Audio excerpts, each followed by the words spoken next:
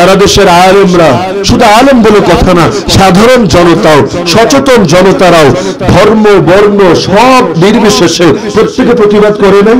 খালি মুসলমান না, মুসলিমদের মধ্যেও কেউ কেউ প্রতিবাদ করে নাই, করেছে। যাদের কমন সেন্স আছে, যাদের বাস্তবিক অর্থে দেশপ্রেম আছে, যারা দেশকে নিয়ে ভাবে, দশকে নিয়ে ভাবে, দেশের মানুষকে নিয়ে ভাবে, অধিকাংশ সংখ্যাগরিষ্ঠ মুসলমানের দিন এবং আদর্শকে নিয়ে ভাবে, প্রত্যেকে প্রতিবাদ করতে বাধ্য হয়েছে। এত প্রতিবাদের মুখে দিন শেষে এসে বলছে একটু ভুল তো হতেই পারে, এতটুকু ছোট ভুলকে কেন্দ্র করে এত বড় ইস্যু বানানো ঠিক না। আমরা যদি ঘরে থাকি, তারাও একটা থাকার মতো ঘরে অবশ্যই দিন যাপন করবে। আমি বাঁচলে তারাও বাঁচবে। আর খেলাফত থাকলেও অর্থ আস্তকট থেকে আসমান ফুটা হয়ে বের হতো না, জমিন চিরে উদ্গত হতো না। আমাদের মুসলমানদের থেকেই তো যেত আমাদের যাকাতের টাকা, উসুরের টাকা, খারাজের টাকা, বিভিন্ন ক্ষেত্রে আমরা যে অর্থগুলো দিতাম। আর কাফেরদের থেকে জিজিয়া হিসাবে, অন্যান্য খাতে গনিমত হিসাবে যে টাকা পয়সাগুলো নেওয়া হতো, এগুলো দিয়েই তো মসজিদ চালানো হতো, এগুলো দিয়ে তো মাদ্রাসা চালানো হতো। আজকাল যেমন স্কুল চালায়, কলেজ চালায়, সরকারি মাদ্রাসা চালায়, কেউ তো বাপের টাকা দিয়ে চালায় না, জনগণের টাকা দিয়েই তো চালায়। তো জনগণের টাকা এক জায়গায় নিয়ে জমা করে, তারপর সেটা স্কুলে খরচ হয়, কলেজে খরচ হয়, ভার্সিটিতে খরচ হয়, সরকারি মানে আলিয়া মাদ্রাসায় খরচ হয়। কিন্তু কওমি মাদ্রাসাকে দেখার কেউ তো আর নাই। মুসলমান চিন্তা করে তাতে কি হয়েছে, আর আল্লাহ তো আছেন, আল্লাহ তো সামর্থ্য দিয়েছেন, আমাকে যতটুকু দিয়েছেন সেটা দিয়েই আমি পাশে থাকবো। আমি জিন্দা থাকতে ইসলামের কোন সেক্টরকে বন্ধ হতে দেব না। যার আমানতদারি নাই তার কোনো দিনও নাই।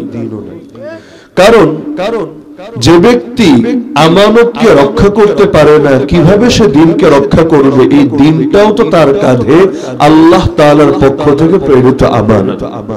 এই দিন আমরা নিজেরা বানিয়েছি এমন না। কেউ দাবি করবে না যে কোরআন আমরা বানিয়েছি, সুন্নাহ আমরা বানিয়েছি, শরিয়াত আমরা বানিয়েছি, ইসলাম আমরা বানিয়েছি। বরং এগুলো দিয়েছেন তো আল্লাহ, মাধ্যম বানিয়েছেন মুহাম্মদুর রাসূলুল্লাহ সাল্লাল্লাহু আলাইহি ওয়াসাল্লামকে।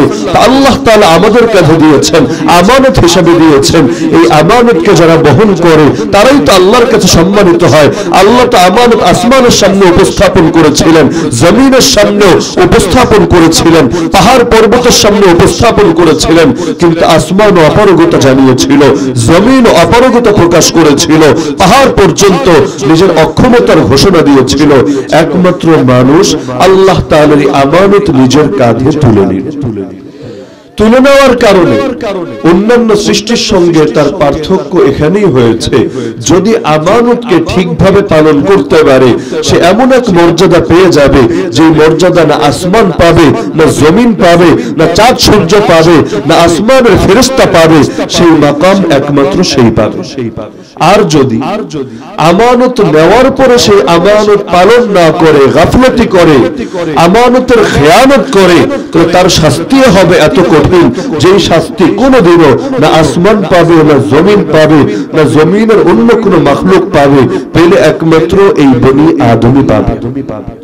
তা আমরা হলাম এমন একটা জায়গায় আমাদের অবস্থান, যদি আমানত রক্ষা করতে পারি হয়ে যাব অনেক বেশি দামি, আর যদি রক্ষা না করতে পারি হয়ে যাব সবচাইতে বেশি নিকৃষ্ট। যেমন কোরআন মাজিদের সূরা বাইয়িনায় আল্লাহ তাআলা বলেন, যারা ঈমান এনেছে আর নেক আমল করেছে তাদের পরিচয় হলো উলাইকা হুম খায়রুল বারিয়া, সৃষ্টি জগতের সর্বশ্রেষ্ঠ তারা, সৃষ্টি জগতের মধ্যে সর্বোত্তম তারা। তাদের সমমর্যাদার কেউ হতে পারে না, তাদের সমান শ্রেষ্ঠত্ব কেউ কখনোই লাভ করতে পারবে না।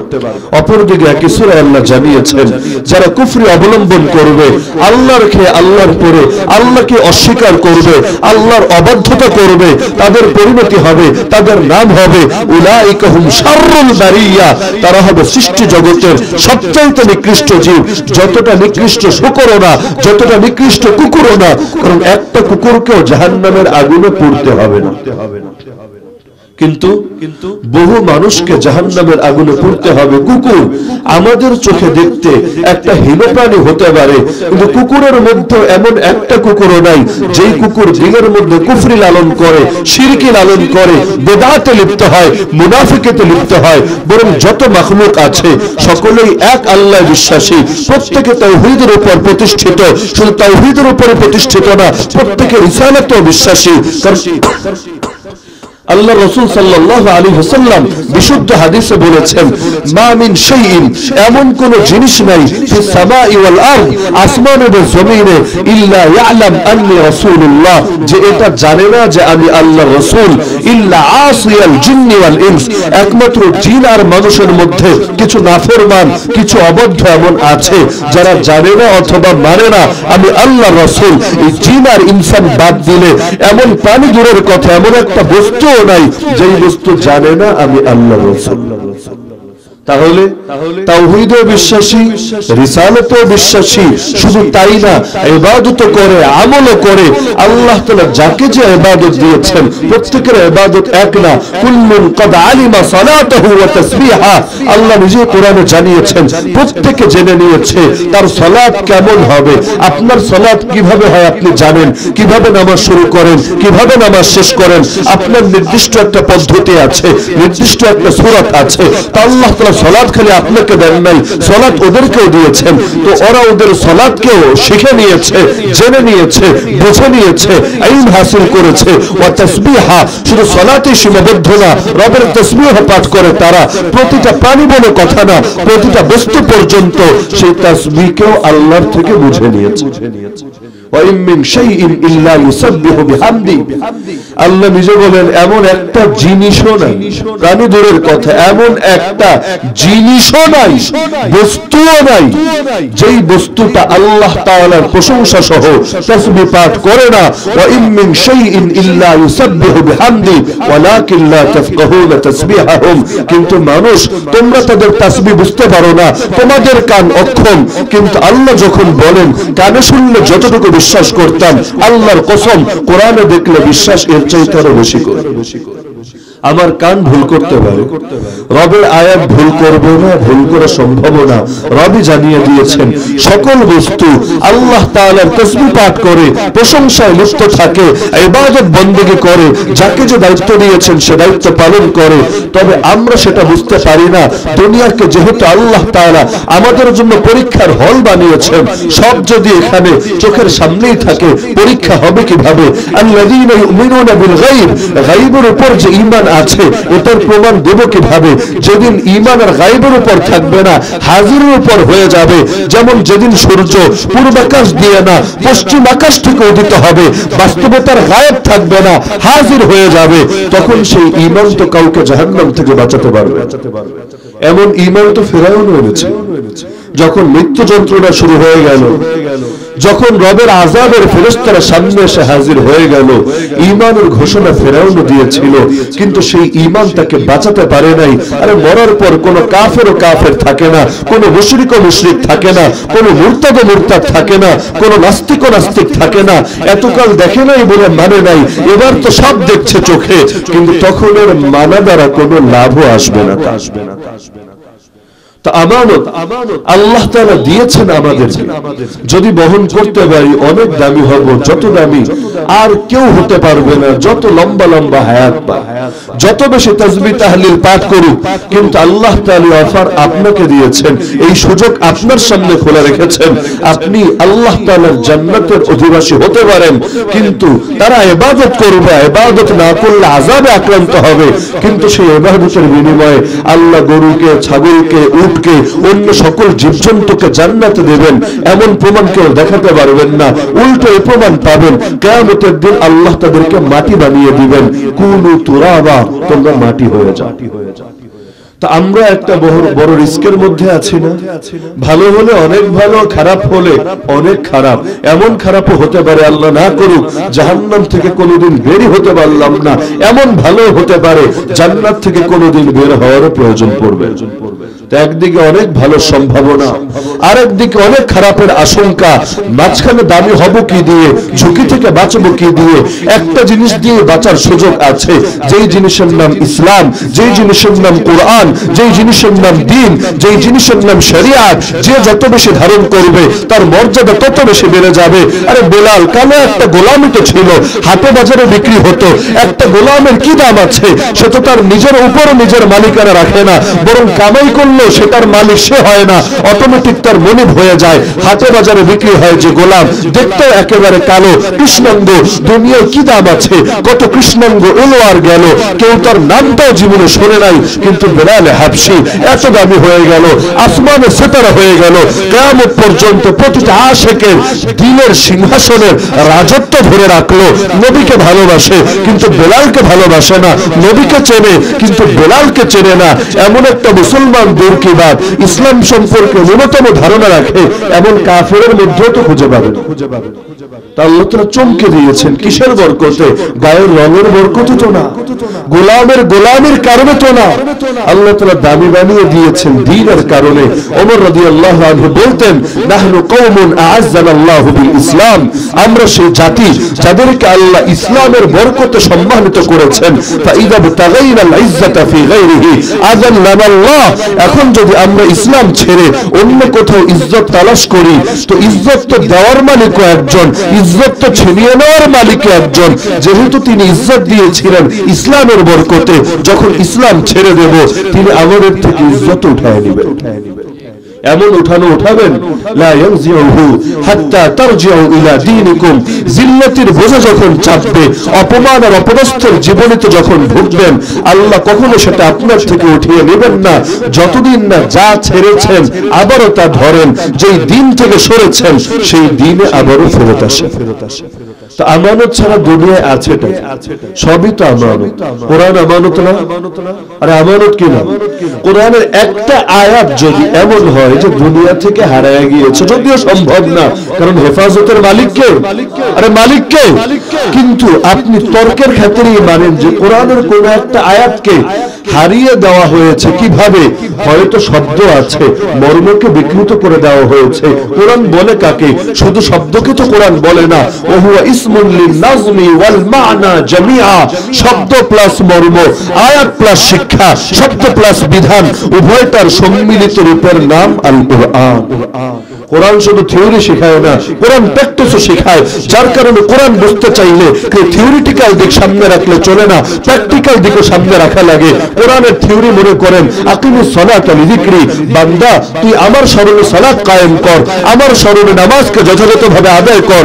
এখন এটা আল্লাহর মূলনীতি, আল্লাহই মতন আপনাকে দিলেন, কিন্তু এই শিরোনামের উপর কিভাবে আমল করবেন, কি দিয়ে শুরু করবেন, কি দিয়ে শেষ করবেন, মাঝে কি করবেন আর কি করা থেকে বিরত থাকবেন, এই আয়াতে পাবেন না। এমনকি আলহামদুলিল্লাহ আলিফ থেকে মিনাল জিন্নাতি ওয়ান নাস সিন পর্যন্ত পুরো কোরআনে যদি সামনে রাখেন, শুধুমাত্র এই কোরআনের বাহ্যিক আয়াত দিয়ে 2 রাকাত নামাজও জীবনে পড়তে পারবেন। কিভাবে তাকবীর দিবেন, কিভাবে সালাম ফিরাবেন, আর দুইটার মাঝখানে যা কিছু করবেন, এই সবগুলো বিধান হাদিস বাদ দিয়ে, আল্লাহর নবীর জীবন বাদ দিয়ে, সাহাবীদের আদর্শ বাদ দিয়ে, খালি কোরআনের আক্ষরিক অর্থ দিয়ে, অনেকে যেমন বগল তলায় কোরআন একটা নিয়ে ঘোরে আর ভাবটা এমন ধরে যে এইটা পড়লেই তো হয়ে গেল, এটার মধ্যেই তো হেদায়েত সীমাবদ্ধ আছে, আর কি লাগবে। বলকে ভেবেছে যে উপরে যা লেখা শুধু এটাকেই মনে হয় বলে কোরআন, ভেতরে যে মনোমুখটা লুকিয়ে আছে সেটাকে মনে হয় বলে না কোরআন। আল্লাহ নবী নিজেই ভবিষ্যৎবাণী করেছিলেন, শীঘ্রই এমন দল আসবে যারা সোফায় হেলান দিয়ে উম্মতকে বলবে আলাইকুম বিহাদাল কুরআন, তোমরা খালি কোরআনকে আঁকড়ে ধরো। ফামা ওয়াজাদতুম ফীহি মিন হালালিন ফাহিল্লু, কোরআনের মধ্যে যেটাকে হালাল হিসাবে পাবা খালি সেটাকেই হালাল মনে করবা। ওমা ওয়াজাদতুম ফীহি মিন হারামিন ফাহাররিমু, আর কোরআনের মধ্যে যেটাকে হারাম হিসাবে পাবা শুধু সেটাকেই হারাম মনে করবা। অথচ নবী বলেন আলা ওয়া ইন্নামা হাররামা রাসূলুল্লাহ কামা হাররামাল্লাহ, আল্লাহর রাসূল যেটা হারাম করেছেন সেটা আল্লাহ কোরআনে যা হারাম করেছেন তার মতোই। কারণ রাসূল নিজের থেকে বানিয়ে কিছু বলেন না, মন গড়া কিছু করেন না, যা বলেন আর যা করেন সব তো আল্লাহর পক্ষ থেকে নাযিল করা ওহী। আল্লাহ নিজেই জাস্টিফাই করেছেন সূরা নাজম আয়াত 3 এবং 4, ওয়ামা ইয়ানতিকু আনিল হাওয়া, মুহাম্মদ একটা কথাও মন গড়া বলে না দ্বীনের ব্যাপারে, ইন হুয়া ইল্লা ওয়াহয়ুন ইউহা, প্রতিটা কথা আল্লাহর পক্ষ থেকে নাযিল করা ওহী। ওমা আতাকুমুর রাসূল ফাখুযু, রাসূল তোমাদেরকে যা কিছু দেবে সব ধরবা এমন না, এটা কোরআনে আছে তাই ধরবো, এটা সহিহ হাদিসে আছে তাই ধরবো না। না, রাসূল যা দেবে, যেটার ব্যাপারে নিশ্চিত ভাবে জানা যাবে এটা রাসূল দিয়েছেন, সেটা তোমাকে ধরতেই হবে। ওমা নাহাকুম আনহু ফান্তাহু, আর রাসূল যেটা থেকে নিষেধ করবেন সেটা তোমাকে ছাড়তেই হবে। পূর্ণাঙ্গ কোরআন যদি এমন হয়, আপনি দুনিয়ায় জিন্দা থাকতে রবের কোরআনকে কেউ বিকৃত করার চেষ্টা করলো, তর্কের খাতিরে মানলাম, বিকৃত করেই ফেললো, শুধু এটা ভাববেন না যে তারই ক্ষতি হয়েছে, আখিরাতে সেই বরবাদ হবে। বরঞ্চ বাস্তবতা হলো আমরা একজন আল্লাহর আযাব থেকে বাঁচতে পারবো। যে আয়াত আমি খুতবায় পাঠ করেছি, আল্লাহ বলেন ওয়াত্তাকু ফিতনা, তোমরা সেই আযাবকে ভয় করো, সেই শাস্তিকে ভয় করো। লা তুসিবান্নাল্লাযীনা যালামু মিনকুম খাসসা, যে আযাব একবার যদি চলে আসে খালি জালেমকে আলাদা করে করে ধরবে না, বরং যখন আযাব আসবে সবার উপরে গিয়েই সেই আযাব পড়বে। ওয়ালামু আন্নাল্লাহা শাদীদুল ইকাব, আর ভেবো না আল্লাহ মহব্বত করে সব সময় এখানে সহজ আযাব দেবে। আল্লাহর একটা পরিচয় তিনি বড় দয়ালু, আরেকটা পরিচয় তার আযাব বড় কঠিন। নব্বি ইবাদি আন্নী আনাল গফুরুর রহিম ওয়া আন্না আযাবি হুয়াল আযাবুল আলীম। হে নবী, আমার এই অবুঝ বান্দাদেরকে বলে দাও না, আমার এক পরিচয় আমি চির ক্ষমাশীল, চির দয়ালু, আরেক পরিচয় আমার আযাব হলো সবচাইতে ভয়াবহ, সবচাইতে যন্ত্রণাদায়ক আযাব। আর আল্লাহর মূলনীতি হলো আল্লাহ ছাড় দেন তবে ছেড়ে দেন না। ইন্নাল্লাহা লা ইউমলি লিয-যালিম, নিশ্চয় আল্লাহ জালিমকে ঢিল দেন, বুখারীর হাদিস। হাত্তা ইযা আখাযাহু, কিন্তু যেদিন ধরেন এমন ধরেন লাম ইউফলিতহু, তখন আর ছাড়েন না। আল্লাহ ধরবেন খালি আখিরাতে, এটা কেউ ভাববেন না। কোরআন জানিয়েছে ওয়ালা নুযীকান্নাহুম মিনাল আযাবিল আদনা দুনাল আযাবিল আকবার লাআল্লাহুম ইয়ারজিউন। বড় আযাবের আগে দুনিয়ার ছোট ছোট আযাবের স্বাদ বান্দাকে আমি উপভোগ করাই, যাতে করে বান্দা তাও ফিরে আসে আমার কাছে।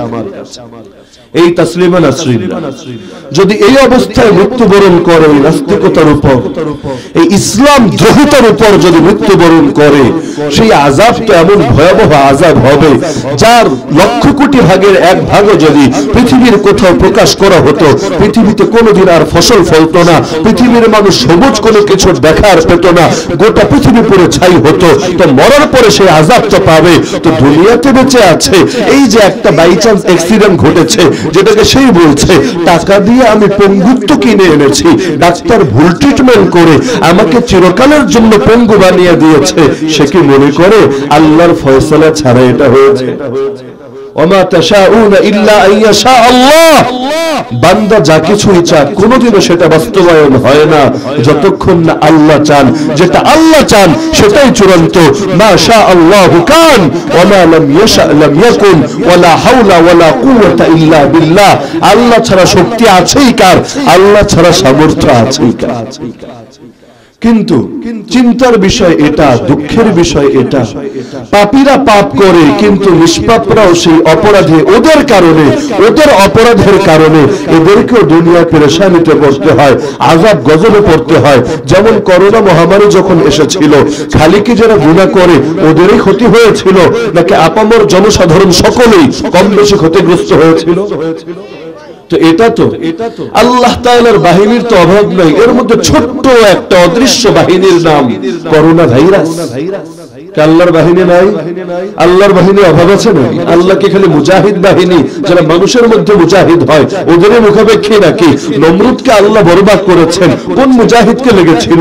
কোন আমিরুল মুজাহিদের নেতৃত্ব দিয়েছিলেন? নমরুদকে আল্লাহ হত্যা করলেন মাত্র একটা প্রতিবন্ধী মশাকে দিয়ে। আমার আল্লাহ আযাব দিতে কি আমাদের কারো মুখাপেক্ষী নাকি? দুনিয়ার সবাই মিলে যদি আল্লাহর দিন ছেড়ে দেয়, এতে করে আল্লাহর রাজত্ব একটু কমবে? সবাই মিলে যদি পাক্কা মুমিন মুসলমান হয়ে যায়, এতে আল্লাহর রাজত্ব কি একটু বাড়বে? আর আমানতের খেয়ানত করলে দুনিয়ার লোকেই তো ক্ষমা করে না, অথচ দুনিয়ার লোক তো বাস্তবে কোনো কিছুর মালিকই না। আমি তো আমার জানেরও মালিক না, আমি তো আমার মালেরও মালিক না, আমি তো আমার ফ্যামিলিরও মালিক না, মালিক তো একজনই, কে তিনি? এই কারণে যখন বাচ্চা বাচ্চা মরে। এ কারণে যখন কোনো শোকের সংবাদ আসে, এ কারণে যখন বিপদে পড়েন, মুখ দিয়ে সবার আগে যেটা বলেন সেটা হলো ইন্না লিল্লাহি ওয়া ইন্না ইলাইহি রাজিউন। ইন্না মানে নিশ্চয়ই আমরা, লিল্লাহি মানে আমরা সকলে এক আল্লাহর জন্য, আমাদের জীবন আল্লাহর জন্য, আমাদের মালও আল্লাহর জন্য, আমাদের সময় আল্লাহর জন্য, আমাদের ফ্যামিলি আল্লাহর জন্য। ওয়া ইন্না ইলাইহি রাজিউন, আর একদিন তো ফিরে যাব তার কাছে। কোই আগে রওয়ানা है कोई पीछे रवाना, কিন্তু রওনা থেকে বাঁচবে কে? রওনা তো সবাইকেই হতে হবে। যার কারণে মুসলমানের সামনে যত বড় মুসিবত আসুক, যেমন আল্লাহর নবী দুনিয়া থেকে চলে গেলেন, শেষ নিঃশ্বাস ত্যাগ করলেন, তখনও তো কিছু মানুষ মুরতাদ হয়ে বসেছিল, কিছু সাহাবী তারা মহব্বতের খাতিরে, মহব্বতের আতিশয্যে মৃত্যুর সংবাদটাই মেনে নিতে পারছিলেন না। কিন্তু সিদ্দিক আকবর আবু বকর রাদিয়াল্লাহু আনহু, আল্লাহ তাআলা তাকে একটা নরম দিল দিয়েছিলেন, কিন্তু হকের ব্যাপারে আবার সর্বোচ্চ সাহসিকতা দিয়েছিলেন। সাহস বলে কাকে? এক কথায় বললে বলতে হবে দিনের মধ্যে সব হালতে দিনের উপর ইস্তেকামত থাকার মতো যোগ্যতাকে সাহস বলে। হালত সহজ হোক আর হালত কঠিন হোক, কিন্তু সর্বদা বান্দা অবিচল থাকে। যদি ভালো হালতে থাকে তখন আলহামদুলিল্লাহ বলে অবিচল থাকে, যদি খারাপ হালতে থাকে তখন ইন্না লিল্লাহ বলে অবিচল থাকে। আল্লাহরে ডাকে, কখনো আলহামদুলিল্লাহ দিয়ে ডাকে, কখনো ইন্না লিল্লাহ দিয়ে ডাকে। আল্লাহরে ভোলে না। আল্লাহরে ভুললে কাকে নিয়ে থাকবে সে? আর সন্তান হারিয়েছে, সে তো চলেই গেছে। এখন সন্তানের কারণে আল্লাহকেও মিস করে দেবে নাকি? যদি আল্লাহকে ছেড়ে দেয় সে, কে তাকে কবরে আলো জ্বালাবে? কে তার কিয়ামতের দিন মিজানের পাল্লা ভারী করবে? কে ডান হাতে আমলনামা এনে দেবে? কে সিরাতের পল পার করিয়ে দেবে? পৃথিবীর কেউ তো পারবে না। যদি না আল্লাহ চান, না বাপে পারবে, না মা পারবে, না নেতা পারবে, না নেত্রী পাবে, না ডারউইনের মতো সেই বিবর্তনবাদীরা পারবে। আর পারবে তো একজনই, তিনি তো মহান আল্লাহ। তো সেই আল্লাহরে কেন ছাড়বে বান্দা? নবী বলেন লাইসা মিন্না মান যারাবাল হুদুদ আও শাক্কাল জুয়ুব আও দাআ বিদাওয়াল জাহিলিয়া। আরে সে তো আমার উম্মতি না। শোক প্রকাশ করতে গিয়ে আল্লাহরে না ডেকে যেখানে গাল চাপড়ায়, কাপড় চোপড় ছেড়ে আর জাহিলি যুগের মতো আল্লাহর শানে মূর্খতা সুলভ কথাবার্তা বলে, নবী বলেন ও তো আমার কোন উম্মতের ক্যাটাগরিতেই পড়ে। তো একদিকে হারায় সন্তান, আর একদিকে হারায় ঈমান। আর মুমিন সন্তান তো হারিয়েছে, সে তো আর জিন্দা হবে না, কিন্তু ঈমানটা হারায় না। উপরন্তু ঈমানে এমন পাওয়ার পয়দা হয়, সেই হাদিসে আল্লাহ রাসূল সাল্লাল্লাহু আলাইহি ওয়াসাল্লাম বলেন, যখন মালাকুল মউত এসে কারো সন্তানের জান কবজ করে, এরপর আল্লাহর কাছে ফিরে যায়, আল্লাহ জিজ্ঞেস করেন ফেরেশতাদের দলকে, তোমরা আমার বান্দাকে কি বলতে শুনেছো, কোন হালতে রেখে এসেছো? তারা আল্লাহকে বলে, আল্লাহ অবাক করা ব্যাপার, হামিদা ওয়াস্তার যা, এই অবস্থায় সে তোমারই স্মরণ করেছে, ইন্না লিল্লাহি ওয়া ইন্না ইলাইহি রাজিউন পাঠ করেছে। আল্লাহ তো সব জানেনি, কিন্তু ফেরেশতাদেরকে সাক্ষী রাখার জন্য আল্লাহ বলেন, আরে বলো কি তোমরা কবস্তুম সামারাতা ফুআদিহি, তোমরা আমার এই বান্দার কলিজার টুকরা সন্তানের জান কবজ করেছো। তখন সে আমাকে ডেকেছে, আমাকে ভুলে নাই। তারা বলে, হ্যাঁ আল্লাহ, তারা আপনাকে ডেকেছে, আপনার ব্যাপারে একটা বাজে কথা বলে নাই। আল্লাহ বলেন তখন, সে এত শোকে আমাকে ভুলে নাই, আমি কিভাবে ভুলি তাকে? আরে যাও না তোমরা জান্নাতের ঠিক মাঝখানে আমার এই বান্দার জন্য একটা প্রাসাদ বানিয়ে দাও, সেই প্রাসাদের নাম রেখে দাও বাইতুল হামদ বা প্রশংসার ঘর। তো সন্তান তো হারালো, জান্নাত তো পেয়ে গেল।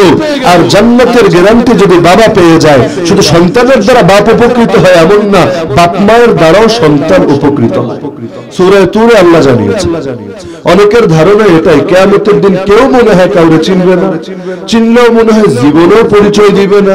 এখন ভাবে পোলারে এত কষ্ট কইরা পাইলা লাভ কি? কিয়ামতের দিন তো ভান ধরবে, কইবো মুরব্বি তুমি কেডা, তোমার চেহারা তো জীবনে দেখিই নাই, তো এই পোলারে মানুষ করে লাভ কি? তারা সূরা আবাসার সেই আয়াতগুলোকে অপব্যাখ্যা করে, ইয়াউমা ইয়াফিরুল মারউ মিন আখি ওয়া উম্মিহি ওয়া আবি ওয়া সাহিবাতিহি ওয়া বানি লিকুল্লি ইমরিইন মিনহুম ইয়াউমা ইদিন শা'নু ইউগনি।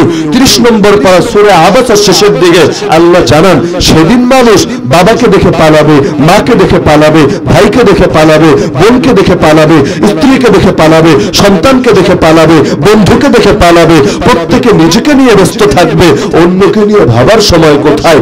এটাকে অনেকে ব্যাপকভাবে প্রয়োগ করে এই ধারণা করে বসে, হ্যাঁ সেদিন মনে হয় কেউ কারো কোনো উপকারে আসবে না, সেদিন কেউ কাউকে চিনবে না, বা চিনলেও পরিচয় দিবে না, ভাববে, পলায়ন করবে। কিন্তু আল্লাহ আল্লাহর কোরআন আপনার এই সংশয়কে দূর করে দিয়েছে। আল্লাহ জানিয়ে দিয়েছেন, আল আখিল্লাউ ইয়াউমা ইদিন বা'দুহুম লিবা'দিন আদু ইল্লাল মুত্তাকিন। সেদিন সব আপনজনরা, সব অন্তরঙ্গ বন্ধুরাও একজন আরেকজনের দুশমন হয়ে যাবে। তবে যাদের দিলে ঈমান আছে, যাদের দিলে তাকওয়া আছে, তারা কেউ কারো দুশমন হবে না। দুনিয়া যেমন অন্তরঙ্গ ছিল, সেখানেও তেমন অন্তরঙ্গই থাকবে। যদি অন্তরঙ্গ না থাকে সুপারিশ করবে কিভাবে? হাফেজ কোরআন এতজনের জন্য সুপারিশ করবে, শহীদ এতজনের জন্য সুপারিশ করবে। আরে করবে কিভাবে যদি নাই চেনে বা চিনে পরিচয় না দেয়? তার মানে মুমিনদের ক্ষেত্রে, মুত্তাকিদের ক্ষেত্রে আল্লাহর মূলনীতি হলো, দুনিয়ায় তারা যেমন বন্ধু ছিল, এই বন্ধুত্ব নষ্ট হবে না। আরে বন্ধুত্ব কেন নষ্ট হবে? যেখানে আল্লাহ রাসূল বলেন 7 শ্রেণীর মানুষকে আল্লাহ তাআলা বিশেষভাবে তার আরশের ছায়ায় স্থান দেবেন, যেদিন আরশের ছায়া ছাড়া আর কোন ছায়া থাকবে না। এর মধ্যে একটা শ্রেণী হলো রাজুলানি তাহাব্বা ফিল্লাহ ইজতামা আলাইহি ওয়া তাফাররাকা আলাইহি। এমন দুজন মানুষ যারা একজন আরেকজনকে ভালোবাসে একমাত্র আল্লাহর জন্য। একত্রিত হলেও আল্লাহর জন্য একত্রিত হয়, দূরে গেলেও আল্লাহর জন্য দূরে যায়। সবকিছুর মনে থাকে আল্লাহ।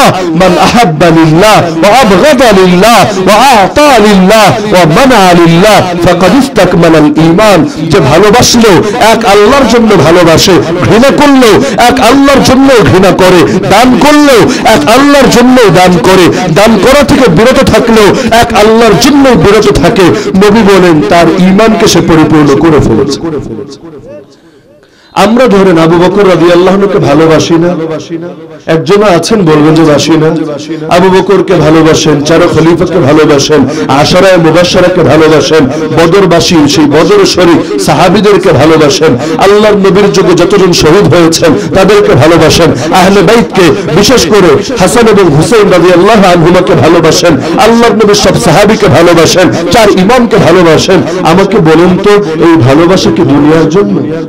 এই ভালোবাসার কারণে প্রতি মাসে 1 টাকাও পান, এই ভালোবাসার কারণে নির্বাচনে অতিরিক্ত একটা ভোট পান, তাহলে এই ভালোবাসার পেছনে দুনিয়ার কোনো স্বার্থ আছে? এই যে আপনারা উলামায়ে কেরামকে ভালোবাসেন, সর্বদা তাদের পাশে থাকেন, ইসলামী খেলাফত নাই, বাইতুল মাল নাই, মসজিদ আর মাদ্রাসাগুলো তত্ত্বাবধান করার মতো মুসলমানদের কেন্দ্রীয় অভিভাবক নাই, কিন্তু তারপরও একটা মসজিদও কি বন্ধ হয়েছে? একটা মাদ্রাসাও কি বন্ধ হয়েছে? একটা মার্কাজ কি হারিয়ে গিয়েছে? আরে যায় নাই, কারণ উম্মত চিন্তা করেছে আরে খলিফা নাই তো কি হয়েছে, বাইতুল মাল নাই তো কি হয়েছে, আমরা পাপি টাপি মুসলমানরা তো আছি, আমরা যদি একবেলা খাই এই মাদ্রাসার গরিব তালিবুল ইলমরা একবেলা খাবে, আমরা যদি ঘরে থাকি তারাও একটা থাকার মতো ঘরে অবশ্যই দিন যাপন করবে, আমি বাঁচলে তারাও বাঁচবে।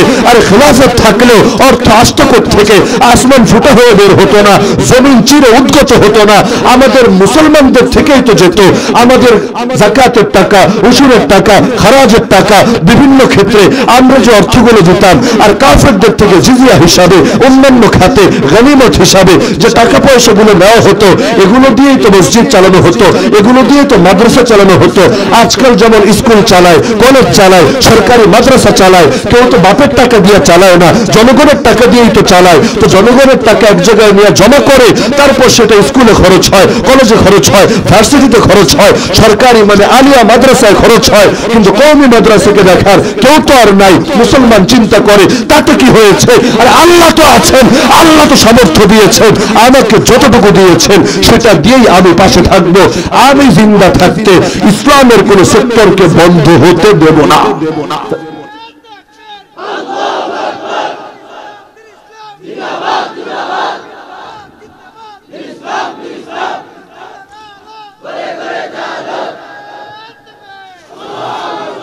তা আমাকে বলেন এই ভালোবাসা কি আল্লাহর জন্য না?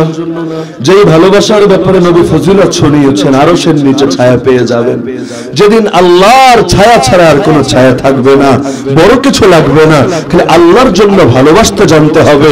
আল্লাহর জন্য ভালোবাসাকে হাদিসে বলা হয়েছে আফদালুল আমাল ইলাল্লাহ আল হুব্বু ফিল্লাহ ওয়াল বুগদু ফিল্লাহ। যারা অন্তত মিশকাত পড়েছেন তারা এই হাদিস পড়ার কথা। আল্লাহর নিকট শ্রেষ্ঠ আমল হলো আল্লাহকে কেন্দ্র করে ভালোবাসা, আল্লাহ আল্লাহকে কেন্দ্র করে ঘৃণা করা। কারণ ভালোবাসা একটা ন্যাচারাল জিনিস, মুসলমানও বাসে, আস্তিকও বাসে, নাস্তিকও বাসে, কাফের মুশরিক বেঈমান মুরতাদও বাসে। কিন্তু যে নিজের ভালোবাসাকেও সঁপে দিয়েছে আল্লাহর সামনে, ন্যাচারাল বিষয়কে অনুগত বানিয়েছে রবের আদেশে, সে অন্যান্য ক্ষেত্রে যে আল্লাহর সামনে নিজেকে সঁপে দিয়েছে পরিপূর্ণভাবে, এতে সন্দেহ করার অবকাশ থাকে। এই যে আজকে অনেকে স্মরণ করছে, পুরো বাংলাদেশ কেউ বলছে অথবা কেউ না বলে থাকছে, কিন্তু প্রত্যেকের প্রায় যারা ইসলামপন্থী আছে, ইসলামের জন্য কিছু করার মতো মানসিকতা রাখে, প্রায় অধিকাংশ মানুষের দিলের কথা আজ এটা যে আজ যদি শেখুল হাদিস ইবনে শেখুল হাদিস থাকতো, এই যে পাঠ্যপুস্তকের মধ্যে নাস্তিক্যবাদের বিষ ঢুকানো হয়েছে, এই পাঠ্যপুস্তকের মধ্যে ইসলাম বিরোধী বিভিন্ন আদর্শ জোরপূর্বক ভাবে আমাদের মত নিয়ে না, মুসলমান জনসাধারণের রায় নিয়ে না, গণতন্ত্র মানি, সকল ক্ষমতার উৎস জনগণ, সেই সংখ্যাগরিষ্ঠ জনগণের আদর্শকে, তাদের মূল্যবোধকে থোড়াই কেয়ার করে নিজেদের সেই পশ্চিমা দাদাবাবুদের ওদের আদর্শটাকে জোরপূর্বক চাপানোর চেষ্টা করেছে আমাদের ছেলে পেলেদের উপর, আমাদের মেয়েদের উপর, যারা এখনো বুঝতে শেখে নাই। 6 আর 7 একটা বাচ্চা যখন পড়ে তার বয়সী আর কত থাকে, অনেকে বালেগী হয় না, আর এই পরিমাণ আকল তার আসে না কোনটা হক কোনটা বাতিল, কোনটা সত্য কোনটা মিথ্যা, সে এটা বুঝবে। সেই সময় তার রক্তের মধ্যে বিষ ঢুকানো হয়, তাকে হিউম্যানিজম, লিবারেলিজম, তাকে সে ডারউইনিজম, এরকম এক একটা কুফরি শিরকি ইসলাম বিরোধী আকীদা শেখানো হয়। কারণ ওরা জানে ছোটবেলায় যেটা শেখানো হয় সেটা পাথরের মধ্যে নকশা করার মতো গেঁথে যায়। পাথরে যদি নকশা খোদাই করেন সহজে সেটা মুছবে না, দিলের মধ্যে ছোটবেলায় যদি কিছু গেঁথে দেন সেটা সহজে হারাবে না। আমরা যেমন সর্বদা চাই মুসলমান সন্তানদেরকে ছোটবেলায় কোরআনের সঙ্গে পরিচিত করতে, দিনের মধ্যে কোরআনের মহব্বত, আকীদার মহব্বত, দ্বীনের মহব্বত, ইসলামের মহব্বত, আল্লাহ এবং তার রাসূলের মহব্বত ঢুকিয়ে দিতে ওরা এখন এজেন্ডা নিয়ে নেমেছে যে আগে তো ভার্সিটিতে গিয়ে সেকুলার বানাতাম, মুরতাদ বানাতাম, নাস্তিক বানাতাম, তারপর কলেজ লেভেলে এসে মানুষের মধ্যে ইসলাম বিরোধী আদর্শ ঢুকালাম, কিন্তু এখন আরো আগাতে হবে, ধীরে ধীরে নিচে নামতে হবে। নামতে নামতে একবার নামলো 9-10, এখন নামতে নামতে 7-6 বইয়ে পর্যন্ত ইসলাম বিরোধী সকল জঘন্য আকীদাগুলো বড় নিকৃষ্ট ভাবে ঢুকিয়ে দেওয়া হয়েছে। সারা দেশের আলেমরা, শুধু আলেম বলে কথা না, সাধারণ জনতাও, সচেতন জনতারাও ধর্ম বর্ণ সব নির্বিশেষে প্রত্যেকে প্রতিবাদ করে নাই। খালি মুসলমান নমুসলিমদের মধ্যেও কেউ কেউ প্রতিবাদ করে নাই, করেছে। যাদের কমন সেন্স আছে, যাদের বাস্তবিক অর্থে দেশপ্রেম আছে, যারা দেশকে নিয়ে ভাবে, দশকে নিয়ে ভাবে, দেশের মানুষকে নিয়ে ভাবে, অধিকাংশ সংখ্যাগরিষ্ঠ মুসলমানের দ্বীন এবং আদর্শকে নিয়ে ভাবে, প্রত্যেকে প্রতিবাদ করতে বাধ্য হয়েছে। এত প্রতিবাদ মুখে দিন শেষে এসে বলছে একটু ভুল তো হতেই পারে, এতটুকু ছোট ভুলকে কেন্দ্র করে এত বড় ইস্যু বানানো ঠিক না। নাউযুবিল্লাহ মিন যালিক। আমাদের ছেলে পেলেদের যাদের পেছনে মাথার ঘাম পায়ে ফেলে, রক্তকে পানি করে, এত কষ্ট করে টাকা উপার্জন করার পর টাকা উপার্জনকে চাইলেই হয়ে যায় নাকি? কি পরিমাণ কষ্ট করে অর্থ উপার্জন করার পর নিজে ভালো না খেয়ে বাচ্চার পেছনে খরচ করে, নিজের স্বপ্নগুলো পূরণ না করে সন্তানদের জীবন গড়ার চেষ্টা করে। কোন বাপ এমন আছে যে নাস্তিক বেঈমান বানানোর জন্য নিজের বাচ্চাটাকে স্কুলে দিয়ে আসে? আরে সবাই মাদ্রাসায় বাচ্চা দেবে না, কিন্তু মাদ্রাসায় দেবে না অর্থ এটা না সে তার বাচ্চাকে কাফের বানাতে চায়, ইহুদি খ্রিস্টান হিন্দু বৌদ্ধ বানাতে চায়, সে তার বাচ্চাকে নাস্তিক মুরতাদ বানাতে চায়। বরঞ্চ তারাও চায় যে আমার বাচ্চা জাগতিক শিক্ষায় শিক্ষিত হোক, কিন্তু সে ধর্ম থেকে না হোক। কারণ সে যদি ইসলাম থেকে সরে যায় আমার জানাজাটাকে পড়বে, আমার কবরটাকে জিয়ারত করবে, রবের কাছে আমার জন্য হাত দুটো তুলে কে চোখের পানি ঝরাবে। তো এত বড় আশা নিয়ে বাচ্চা দেয়, যারা বাচ্চাগুলো গ্রহণ করে এটা কি ওদের কাছে আমানত না? আরে বলেন না আমানত না? 1-2 জন ব্যক্তির আমানত না, গোটা জাতির আমানত। কিভাবে চলে শিক্ষা সিলেবাস, কিভাবে চলে তাদের স্কুল কলেজগুলো? প্রতিটা মানুষের থেকেই তো টাকা নেওয়া হয়। যে ভিক্ষুক, যে মিসকিন, যে একেবারেই এতিম, তার থেকেও করের টাকা নেওয়া হয় না? নাকি কর খালি আপনার মত নিয়ে নিয়ে মনে চাইলে মসজিদ মাদ্রাসার দান যেমন হুজুররা খালি তাশকিল করেন, আগ্রহ জাগান, দিবেন কি দিবেন না আপনার ইচ্ছে, না দিলেও আপনার বিরুদ্ধে কেউ অ্যাকশনে যাবে না, যাওয়ার সুযোগও নাই। মন চাইলে দিবেন, মন না চাইলে না দিবেন, এভাবে কালেকশন করে। কিন্তু তারা তো কারো অনুমতিরও থোড়াই কেয়ার করে, বরঞ্চ ভ্যাট বিশেষ করে যেটা, এটা কি কারো অনুমতি লাগে নাকি?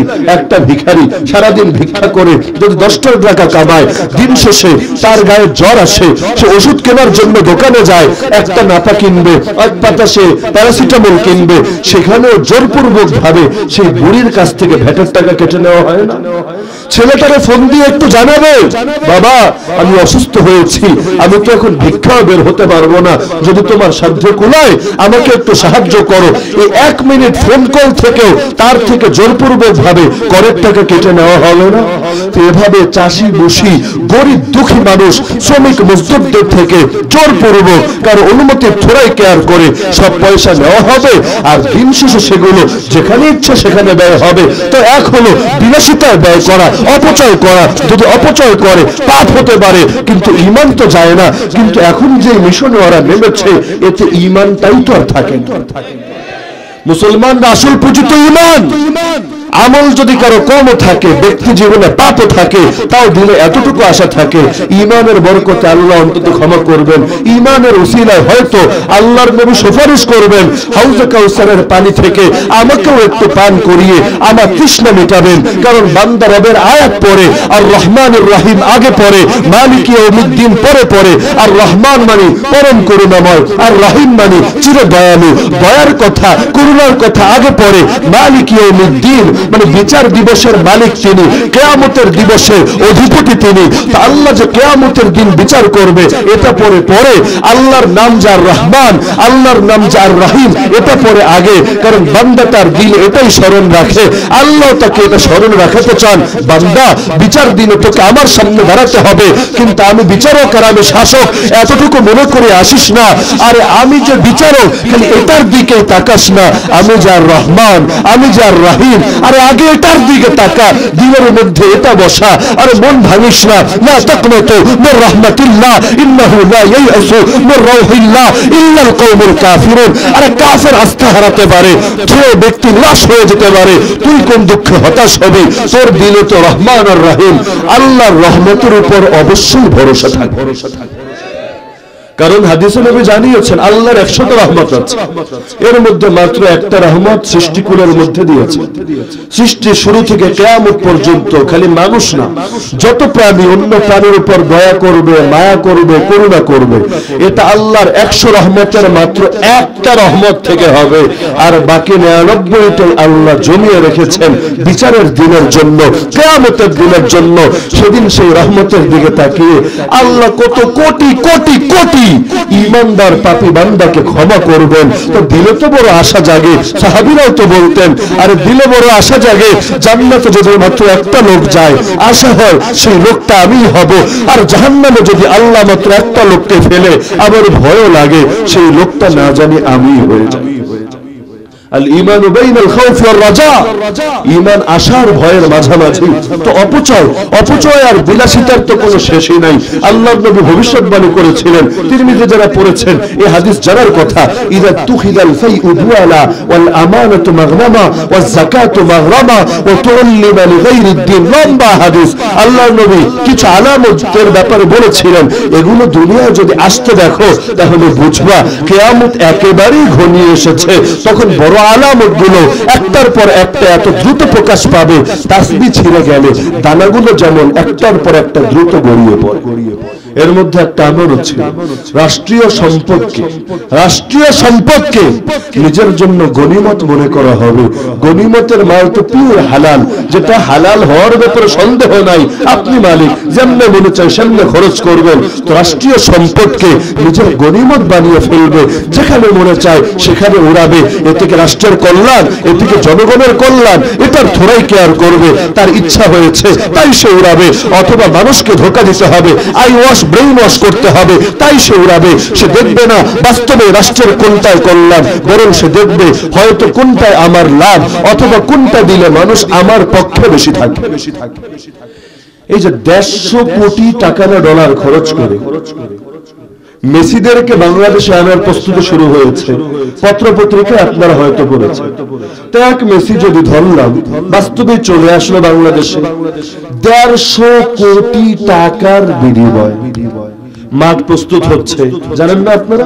মাঠ প্রস্তুত করছে, যেখানে যেখানে যে ঘাপলা আছে সব সারাচ্ছে, কারণ একদিন আসবে এসে একটু ফুটবলে 10টা 20টা লাথি মারবে, মারার পর আবার যেমন বিমানে এসেছিল এমনি বিমানে উড়ে চলে যাবে। এর জন্য যদি 150 কোটি টাকা ব্যয় হয় সেই বাংলাদেশে, যেখানে গরিব মানুষ তো দূরের কথা, মধ্যবিত্তরা মাথায় হাত দিতে বাধ্য হচ্ছে, ব্যবসায়ীরা পর্যন্ত অনেকে পথে বসার নামান্তর হয়েছে, করোনার ধাক্কায় তো এখনো সামনে উঠতে পারে নাই, কত মানুষ ঋণী হয়ে আছে। এর মধ্যে রাশিয়া ইউক্রেন যুদ্ধের ধাক্কায় পুরো দেশটাই তো একেবারে ধ্বংসের কাছাকাছি, অর্থনৈতিকভাবে ধ্বংসের কাছাকাছি গিয়ে পৌঁছেছে। এমনকি 2023-কে সবচাইতে বেশি ক্রাইসিসের বছর বলা হচ্ছে। বড় বড় শিল্পপতিরা, গার্মেন্টস মালিকরা পর্যন্ত বলছে হায় হায় কি হবে আমাদের, এলসি খোলা যাচ্ছে না, অল্প কিছু আইটেম বাদে অন্যগুলোর ক্ষেত্রে এলসি খোলা যাচ্ছে না, তেলের সংকট, গ্যাসের সংকট, বিদ্যুতের সংকট, এমন একটা অবস্থায় গিয়ে তারা উপনীত হয়েছে। অনেক বড় বড় শিল্পপতি পর্যন্ত দিন গুনছে, কবে না জানি দেউলিয়া হয়ে যায়, রাস্তায় বসে যায়। যে বাংলাদেশে অনেকে এখন 3 বেলা আগের মতো পেট ভরে খেতে পারছে না।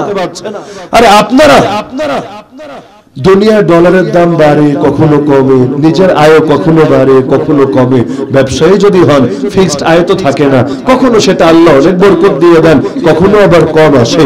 কিন্তু বাংলাদেশের যে লাখ লাখ মানুষ মসজিদ মাদ্রাসার খেদমতে জড়িত আছে, আপনারাই বলেন তো এই করুণ হালতে এসে, এই অর্থনৈতিক সংকটের বছরে এসে কয়জনের বেতন বেড়েছে, কয়জনের ভাতা বেড়েছে?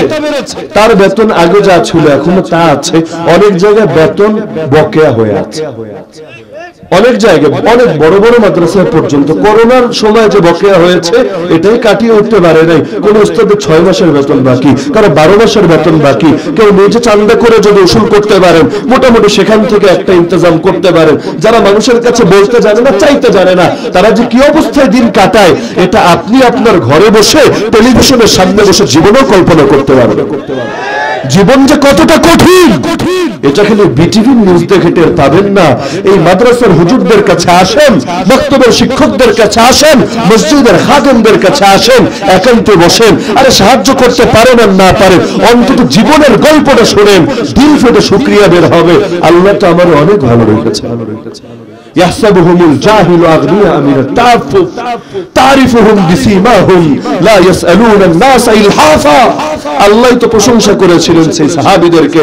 মুনাফিকরা, জাহেলরা, অজ্ঞ লোকেরা যারা তাদেরকে চিনতো না, ঘরের খবর জানতো না, তারা ভাবতো এরা অনেক ধনী, অনেক সম্পদশালী, কারণ তারা মানুষের কাছে কাকুতি মিনতি করে চায় না, তাদের অভাব তাদের চেহারায় ফুটে ওঠে না, বরং আল্লাহ যে হালতে রাখেন তাতে আলহামদুলিল্লাহ আলা কুল্লি হাল বলতে জানে, সর্বদাই আল্লাহর প্রতি সন্তুষ্টি প্রকাশ করে। লোকে ভাবে কত না জানি ভালো আছে, কিন্তু জানে না এক একটা দিন কি পরিমাণ কষ্টে কাটে। এই কথাগুলো বলতে হবে, কারণ বিপরীত কথা তো সমাজে ছড়িয়ে দেওয়া হয়েছে। হুজুর মানেই খারাপ, হুজুর মানেই ধর্ম ব্যবসায়ী, হুজুর মানেই এই, হুজুর মানেই সেই। আগে বলতে 1-2 দল, এখন তো গণহারে বলা শুরু হয়েছে। এখন খালি কাদিয়ানি বলে না, এখন খালি হিজবুত তাওহীদ বলে না, এখন খালি নাস্তিকার বামরামরা বলে না, এখন তো আমাদের লেবাসধারী আল্লাহর রাস্তায় সময় দেওয়া কিছু লোক এই টাইপের মন্তব্য যে ইখতিলাফ হয়ে গেছে, এখন হুজুররা খারাপ হয়ে গেছে। এতকাল পর্যন্ত তার ইজতেমায় আসতেন, এটাও ভালো, দ্বীনের পথে যতটুকু পারেন সময় লাগাতেন, সেটাও ভালো, কিন্তু যারা দেখতে পারি না তার চলন তো বাঁকা হবে। এখন এই হুজুররাই ধর্ম ব্যবসায়ী। আর যার কাছে কালেমা পড়লি, যার কাছে ঈমান শিখলি, এখন এসে তাকে নিয়ে তোর সন্দেহ শুরু হয়েছে। আরে পাখি, যখন দানা ছিল না তুই তো সামনেই পড়ে থাকতি, তোর মুখে এনে দানা তুলে দেওয়া লাগতো। আজ তোর দানা গজিয়েছে, এক ডাল থেকে আরেক ডাল উঠতে পারিস, এক এলাকা থেকে আরেক এলাকায় যেতে পারিস।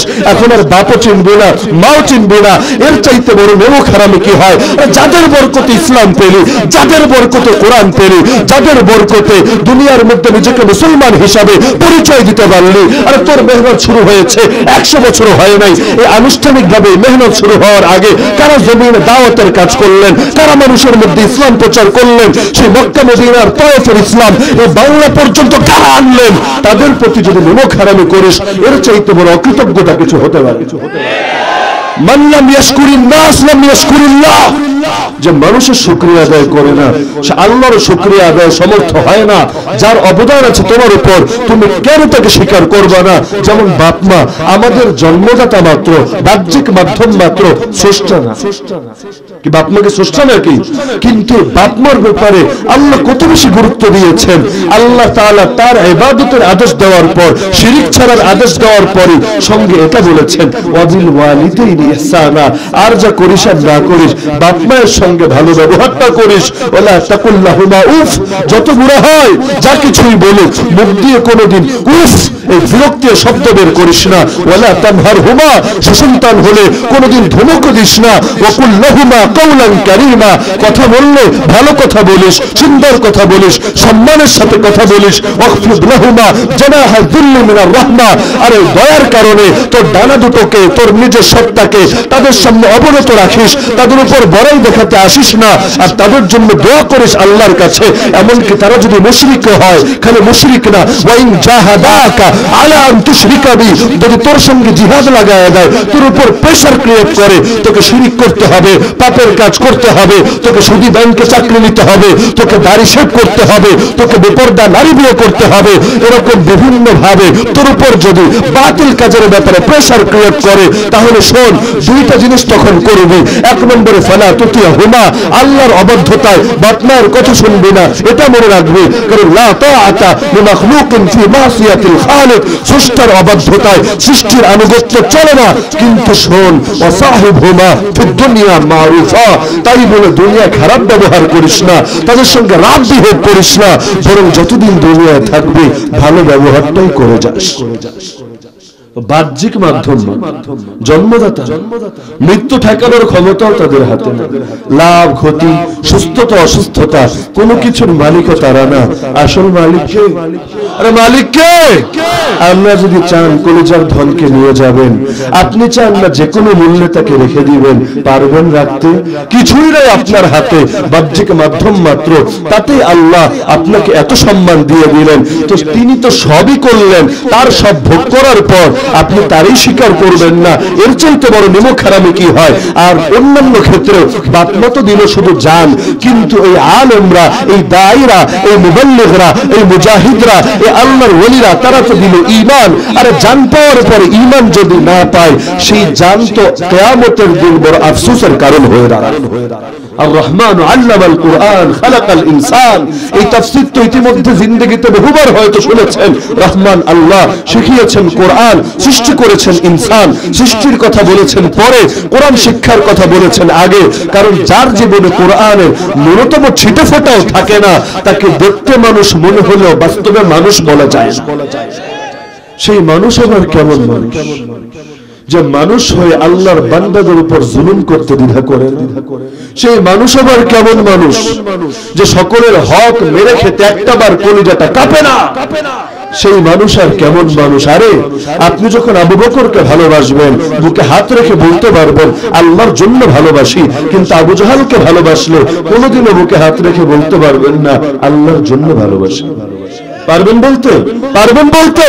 যে ইসলাম মহব্বত শেখায়, একই ইসলাম শত্রুতাও শেখায়। দুনিয়ার মুসলমানদেরকে ভালোবাসতে হয়, খালি ভালোবাসা না, এক দেহের অংশ মনে করতে হয়। কিন্তু তাই বলে কাফের, মুনাফিক, আল্লাহদ্রোহী, রাসূলদ্রোহীদেরকেও কি ভালোবাসা যায়?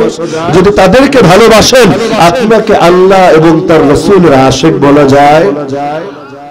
তো এই সময়ে বর্তমান বাংলার এই ক্রাইসিস দেখে সকলে আফসোস করছে, যেই কণ্ঠগুলো বন্দী হয়ে আছে কারাগারের অন্ধকার প্রকোষ্ঠে, সংকীর্ণ দেয়ালের মাঝে, সেই কণ্ঠগুলো আজ যদি ময়দানে থাকতো, নিঃসন্দেহে স্বাভাবিকভাবেই সবার আগে তারা গর্জে উঠত।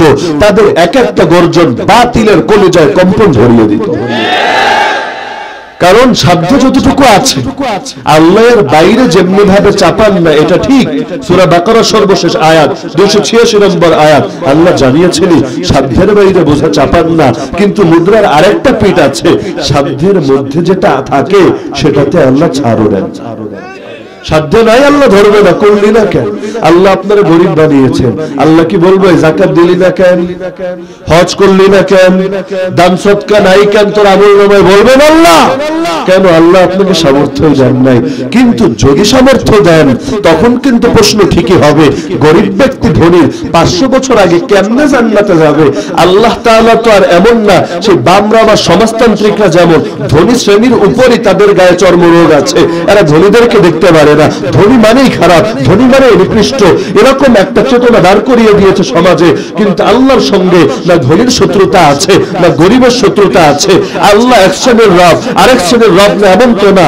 আল্লাহ ধনীর রব, আল্লাহ গরিবের রব। আরে ধনীকে ধনী বানিয়েছেন আল্লাহ, গরিবকে গরিবও বানিয়েছেন আল্লাহ। তাহলে ধনী ব্যক্তি ইবাদত করলো, গরিব ব্যক্তি ইবাদত করলো, কিন্তু গরিব 500 বছর আগে জান্নাতে চলে গেল।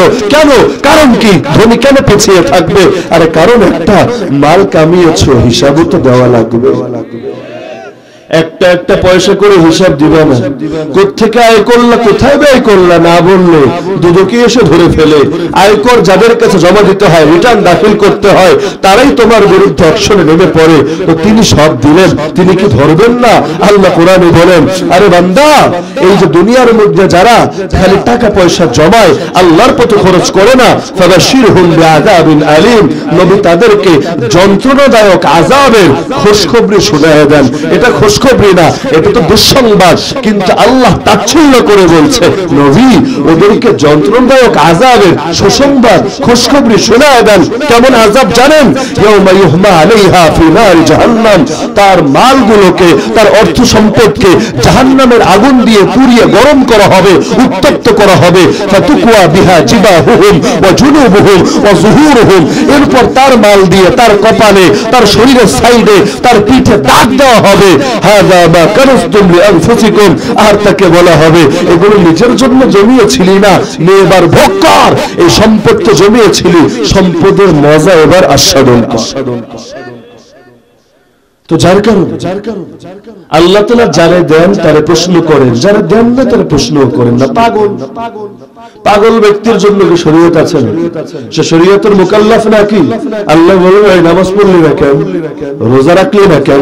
বলবেন না, কারণ তার সাধ্যে যেটা নাই আল্লাহ সেটার জন্য তাকে প্রশ্ন করবেন না। কিন্তু সাধ্যে যেটা থাকে সেটাতে আল্লাহ ছাড়ও দেন না।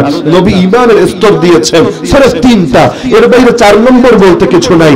1 নম্বর ঈমানের স্তর হলো অন্যায় দেখলে হাত দিয়ে প্রতিরোধ করতে হবে। 2 নম্বর স্তর হলো হাত দিয়ে প্রতিরোধ করতে অক্ষম হয়ে গেলে মুখ দিয়ে প্রতিবাদ করতে হবে।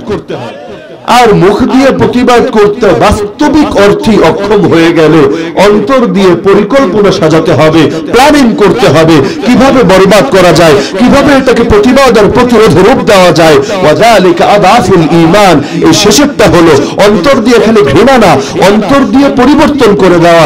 নবী তো এক শব্দ ব্যবহার করেছেন, মান রাআ মিনকুম মুনকারান ফালইউগাইয়িরহু বিয়াদি ফাইন লাম ইস্তাতি ফাবিলিসানি ফাইন লাম ইস্তাতি ফাবিকলবি। নবীর শব্দ একটা, পরিবর্তন করে দিতে হবে অন্যায়কে বানিয়ে ফেলতে হবে ন্যায়। কি দিয়ে বানাবা? হয়তো হাত দিয়ে পরিবর্তন করবা, না পারলে আট ফেটার উপর, না পারলে মুখ দিয়ে পরিবর্তন করবা, তাও না পারলে অন্তর দিয়ে পরিবর্তন করবা। হাত দিয়ে পরিবর্তন হয় প্রতিরোধ করলে, না বসে বসে আঙ্গুল চুষলে পরিবর্তন হয়? ইন্নাল্লাহা লা ইউগাইয়িরু মা বিকওমিন হাত্তা ইউগাইয়িরু মা বিআনফুসিহিম। কোন জাতি নিজেরা যদি নিজেদের অবস্থা পরিবর্তন না করে, আল্লাহ তাদের অবস্থা পরিবর্তন করে। কেউ যদি নিজের গলায় গোলামের জিঞ্জির মেনে নেয়, চেষ্টাও না করে, আল্লাহ কেন তাকে গোলামি থেকে বের করে আনবেন? আস-সা'য়ু বিল্লাহ ওয়াল ইতমামু মিনাল্লাহ, মান জাদ্দা ওয়াজাদা বিকদরিল কাদ্দি তুকতাসাবুল মাআলি। আর যে চেষ্টা করে আল্লাহ তাকে দেন। বান্দার দায়িত্ব চেষ্টা করা, আল্লাহর দায়িত্ব তাকে সাহায্য করা। ইন তানসুরুল্লাহ ইয়ানসুরকুম, শুরু করবা তুমি, সমাপ্ত করব আমি। তুমি সাহায্য করবা আল্লাহকে, আল্লাহ সাহায্য করবেন তোমাকে।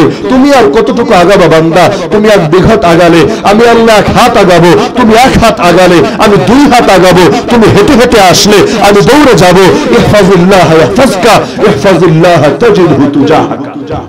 শুরু করতে হয় বান্দাকে। আল্লাহর নবী দোয়া তো মক্কায় করেছেন, দাওয়াত তো মক্কায় দিয়েছেন, কিন্তু আবু জাহাল কেন বলল না? আবু লাহাবের কেন শাস্তি হলো না? নবীকে কেন বদরে যেতে হলো? নবীকে কেন সেখানে সিজদায় লুটিয়ে দোয়া করতে হলো? কেন সেখানে যাওয়ার পর রবের ফেরেশতারা নেমে নুসরাত করলেন তাদেরকে? কেন সেই নুসরাত হেরা গুহায় হলো না? কেন মক্কার 13 বছরে হলো না? কি ছিল বদরে যেটা আগের জীবনে ছিল না? এটা কি আমাদের আলেমরা এক বাক্যে বলেন? খালি দোয়া দিয়ে হয় না, দোয়াও লাগে, সঙ্গে দাওয়াও লাগে। দোয়ার দাওয়া দুইটা যখন মিশ্রিত হয় আল্লাহ তাআলা বরকত দিয়ে দেন, যার কারণে যতক্ষণ তোমার সাধ্যে থাকবে হাত দিয়ে প্রতিরোধ, হাত মানে পাওয়ার, সেটা এই হাত হওয়া জরুরি না, পাওয়ারের ব্যবহার। যদি তোমার হাতে পাওয়ার থাকে, পাওয়ারকে ব্যবহার করা লাগবে। ধরেন রাষ্ট্রের পাওয়ার আপনার কাছে নাই, লেকিন পরিবারের পাওয়ার তো আপনার হাতে আছে। আপনার মেয়ে পর্দা করে না, আপনার ছেলে নামাজ পড়ে না, আপনি কি মনে করেছেন আল্লাহ আপনারা মোটেও ধরবে না? এই মেয়ের দায়িত্ব আপনার কাঁধে না বিয়ে দেওয়ার আগ পর্যন্ত। এখন বাল্য বিবাহ তো নিষিদ্ধ, বাল্য প্রেম তো নিষিদ্ধ। কি নিষিদ্ধ নাকি? কোন আইনে আছে নাকি বাল্য প্রেম নিষিদ্ধ, বাল্য বিবাহ নিষিদ্ধ? তবে 16 বছরে মা হয়ে যায়, 17 বছরে সংসার 3টা ভাঙ্গাও যায়, এমন হয় না? আরে হয় কি না? হ্যাঁ, প্রকাশ্যে হলে ভেজাল, বিয়ে হবে এটাকে ভেঙে দেওয়া হবে, কিন্তু ধরা খাবে, বলবে আমরা লিভ টুগেদার করেছি, জোরাজুরি করি নাই। সেও রাজি, আমরাও রাজি, খালি একজন উপরে থেকেছে একজন নিচে থেকেছে, জায়গাও বেশি লাগে নাই, এক খাতে কাভার হয়ে গিয়েছে, ব্যাপার না, এটা কেউ ভাঙতে আসবে না। কারণ এই দেশে নিষিদ্ধ হলো ধর্ষণ। যদি লিভ টুগেদার হয়, পারস্পরিক সম্মতির ভিত্তিতে হয়, সেটা তোর ব্যাপার না। এখন তো এসে সমকামিতারা প্রমোট দেওয়া শুরু করেছে। গ্রামীণ ফোন অর্থ দেয় আর টিভিতে নাটক প্রচার করে, দেখেন নাই? এটা নিয়ে সারা দেশে তো গত 2-1 বছর আগে তুল কালাম হয়ে গিয়েছিল। তুল কালাম মানে তুলুল কালাম, অনেক আলোচনা হয়ে গিয়েছিল, বিশাল সমালোচনা বিতর্ক হয়েছিল। এখনো তো সে রংধনু, দেখেন না? কাতার বিশ্বকাপের আগে খেলে বলেছিল যে এই রকম যেদি আছো যারা সমকামিতা করো, যা করবে এটা দরজা জানলা লাগায়, কিন্তু পাবলিক প্লেসে সমকামিতাকে প্রমোট দেওয়া যাবে না। পুরো পশ্চিমা বিশ্ব তাদের বিরুদ্ধে গর্জে ওঠে নাই? আরে উঠে নাই? আল্লাহ শুকরিয়া আদায় করেন সকাল সন্ধ্যা। কওমে লূত এই পাপের কারণে দুনিয়ায় আযাবের শিকার হয়েছিল, এমন আযাব আজও সেই সাগর মৃত সাগর হয়ে আছে, জিন্দা সাগর হতে পারে নাই। সেখানে আল্লাহ তাআলা এত আকাম কুকামের পরও বাকি রেখেছেন আমাদেরকে, এটা একমাত্র তার দয়া ছাড়া। এক এক কবিরা গুনার কারণে অতীতে এক এক জাতি শেষ, আর আমরা সেই জাতি যার সব কবিরা গুনার মার্কেট হয়ে আছি। কোন কবিরা গুনাটা আমরা বাদ রেখেছি? এমনকি কওমে লূতের মধ্যে খালি ছেলেতে ছেলেতে সমকামিতা হতো, আর এই যুগে এসে ছেলেতে ছেলেতে তো হয়, মেয়েতে মেয়েতেও হয়, উভয়টাকে রাষ্ট্রীয় ভাবে প্রমোট পর্যন্ত দেয়। একটাবার ভাবতে পারেন, আল্লাহর নবীরে গালি দেয়, আল্লাহর নবীরে গালি দিলে তাকে ধ্বংস করা তো আল্লাহর পক্ষ থেকেই অবধারিত হয়ে যায়। কারণ নবীকে প্রথম যখন গালি দিয়েছিল আবু লাহাব, নবীর মুখ খুলতে হয় নাই, আল্লাহ আয়াত নাযিল করে দিয়েছেন তাব্বাত ইয়াদা আবি লাহাব ওয়া তাব। এমনকি রহমতের নবী মক্কা বিজয় করার পর পাইকারি ক্ষমা ঘোষণা করেছেন, কিন্তু যারা নবীকে গালি দিত তাদের আলাদা লিস্ট দিয়ে দিয়েছেন, যেখানে পাওয়া সেখানে মৃত্যুদণ্ড কার্যকর করবা। তো সেখানে নবীরা গালি দেয়, রাষ্ট্রীয়ভাবে সেটার পক্ষে সাফাইও গায়, যেমনটা ফ্রান্স করেছে, করে নাই? আরে করে নাই? বাক স্বাধীনতার নামে আল্লাহর নবীর গালিদাতাদের পক্ষে দালালি করেছে। এরপর যে আসমান এখনো টিকে আছে, জমিন যে এখনো বাকি আছে, আল্লাহর কসম, আল্লাহর কসম, এটা আমাদের কোনো কৃতিত্বের কারণে না, একমাত্র রব্বুল আলামিনের রহমত আর প্রিয় নবীজির বরকতের কারণে। আমরা কোন শয়তান এটা বাকি রেখেছি? বলবেন হ্যাঁ আমি তো করি নাই, ব্যক্তি জীবনে করেন নাই তো কি হয়েছে? আয়াত তো আমি আগেই শুনিয়েছি, যদি আল্লাহর আযাব চলেই আসে, লা তুসিবান্নাল্লাযীনা যালামু মিনকুম খাসসা, খালি অপরাধীদেরকেই ধরে না, অপরাধীরাও ধরে, সেখানে 2-4 জন অন্য লোক থাকলে ওদেরকেও ধরে। আল্লাহ রাসূল হাদিস শুনালেন, কিয়ামতের আগে এক জালেম বাদশা বাহিনী পাঠাবে মদিনা শরীফে হামলা করার জন্য। তারা যখন বাইদা নামক এলাকায় আসবে, ইউখসাফু বিআউয়ালিহিম ওয়া আখিরিহিম, তাদের বাহিনীর প্রথম সদস্য থেকে শেষ সদস্য পর্যন্ত সবাইকে নিয়ে সেই মাটি একেবারে ধসে যাবে, সবাই মাটির তলে চিরতরে হারিয়ে যাবে। আম্মা জান আয়েশা রাদিয়াল্লাহু আনহা বললেন, ইয়া রাসূলুল্লাহ ওয়াফিহা আসওয়াকুহুম ওয়া মান লাইসা মিনহুম, যদি সেই এলাকা পুরোটাই ধসে যায়, মাটির গর্ভে হারিয়ে যায়, তাহলে তাদের মধ্যে সবাই তো বাহিনীর সদস্য থাকবে না, এলাকার লোকও থাকবে না। বাহিনী যাচ্ছে এলাকার উপর দিয়ে, এটা তো বাহিনীর ক্যাম্প না, ওরা যাচ্ছে এলাকা দিয়ে, বাইদা তো ওদের থাকার জায়গা না, ওরা এসেছে আরেক দেশ থেকে। তো এখন বাইদা নামক এলাকা যদি মাটির তলে ভূগর্ভে বিলীন হয়ে যায়, সে এলাকাবাসী যাবে কোথায়? বাজারের লোকেরা যাবে কোথায়? যারা তাদের সদস্য না কিন্তু কোন কাজে এখানে এসেছিল, ওরা যাবে কোথায়? নবী বললেন প্রত্যেকে ধ্বংস হবে, কিন্তু কিয়ামতের দিন কুল্লুন ইউবাসুনা আলা নিয়াতিহিম, প্রত্যেকে তাদের নিয়ত তাদের ঈমান আমল অনুসারে উঠবে। সেদিন আল্লাহ অপরাধী আর ভালোকে এক কাতারে রাখবেন না। লিউমাইযাল্লাহুল খাবিথা মিনাত তাইয়্যিব ওয়ামতাজুল ইয়াওমা আইয়ুহাল মুজরিমুন, কিন্তু দুনিয়ায় আল্লাহ ছাড়বে না।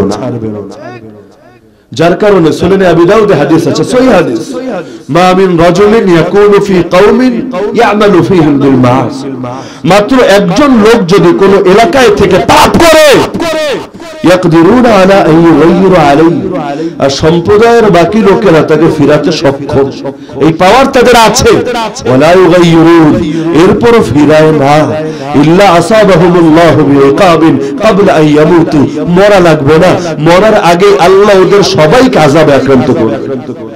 এক লোকের পাপের কারণে যদি সবার উপর আযাব আসে, যদি প্রতিরোধ না করে, যদি সেটার বিরুদ্ধে রুখে না দাঁড়ায়, তাহলে যখন অধিকাংশ লোকই পাপে নিমজ্জিত হয়, সেই জাতির উপর কি আসা উচিত আমাকে বলে? এই যে শিক্ষা ব্যবস্থার বিরুদ্ধে আমাদের আলেমরা কথা বলে, সকল অন্যায় সামনে আসলে সবার আগে যারা গর্জে ওঠেন, আজ থেকে না, সে সৃষ্টির সূচনা লগ্ন থেকে, তারাই তো উলামায়ে কেরাম। জালিমের জুলুমও যাদেরকে দমাতে পারে নাই, গোটা ইতিহাস তো রক্তের ইতিহাস, আল্লাহর নবীর গা থেকে রক্ত ঝরানো হয়েছে, আবু বকর, ওমর, ওসমান, আলী, হাসান, হুসাইন, তাদেরকেও শহীদ করা হয়েছে, আল্লাহর নবীর 52,000 সাহাবীকে জীবন কোরবান করতে হয়েছে। এরপর 4 ইমামের হালত দেখেন না, আবু হানিফার লাশ বের হয়েছে জেলখানা থেকে, ইমাম মালিকের চেহারায় চুনকালি লাগিয়ে গাধার পিঠে চড়িয়ে অপমানিত করে মদিনার অলিতে গলিতে ঘোরানো হয়েছে, ইমাম শাফিঈর উপরও বর্বর নির্যাতন করা হয়েছে, ইমাম আহমদ বিন হাম্বলকে মাসের পর মাস, বছরের পর বছর পিঠে ব্যথাঘাত করতে করতে পিঠের গোশতগুলোকে কিবা বানিয়ে দিয়েছে।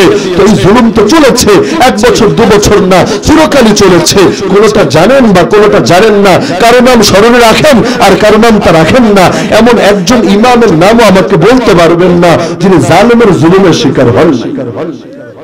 যাদের ঈমান যত বেশি, তাদের মুসিবত ছিল তত বেশি, কারণ নবী বলেন ইউবতালার রাজুলু বিহাসাবি দীনিহি, প্রত্যেকে তার দ্বীন অনুপাতে, ঈমান অনুপাতে পরীক্ষার শিকার হয়। যার ঈমান যত বেশি, তার উপর পরীক্ষা আছে তত বেশি।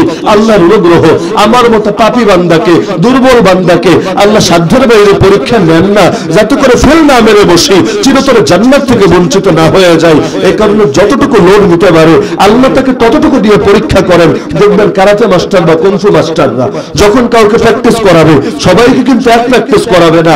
যে হোয়াইট বেল্ট পরে আছে তাকে একভাবে করাবে, যে ব্ল্যাক বেল্ট পেয়েছে তাকে আরেকভাবে করাবে, প্রত্যেকের যোগ্যতা এবং প্রতিভা দেখে তাকে অনুশীলন করাবে। তা আল্লাহ আমাদের ঈমানের অনুশীলন করা, এটা ঈমানের অনুশীলন না?